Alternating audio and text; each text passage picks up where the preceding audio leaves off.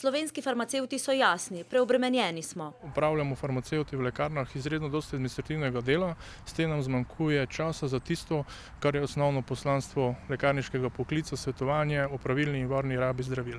Ker jih je premalo, bolnikov pa veliko, svojega znanja ne morejo posredovati naprej.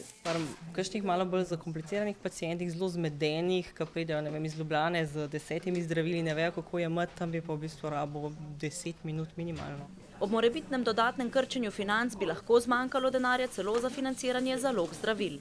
Lahko, da bojo dobili samo eno škatlo za tisti mesec, za naprej bomo pa rekli, naj se oglasijo čez teden, 14 dni ali pa recimo čez 2 dni. V sindikatu zato od zdravstvene zavarovalnice zahtevajo več denarja. Sredstva, ki jih dobimo od zdravstvene zavarovalnice, ne zadostujejo za kritje stroškov. Prvi mož zdravstvene zavarovalnice pa: farmacevtski dejavnosti smo vzeli bistveno manj kot bolnišnicam in zdravstvenim domovom. Dejstvo je tudi, da lekarne zaenkrat račune plačujejo sproti.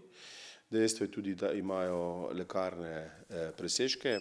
Če to drži, potem bi v lekarnah moralo biti dovolj denarja tako za dodatne farmacevte kot za normalno oskrbo z zdravili. Gre za kanaliziranje denarja iz žepov državljanov za druge namene, namesto da bi šli za zdravstvo. Lekarne, katerih ustanoviteljice so občine, namreč s svojimi dobički pridno polnijo občinske blagajne.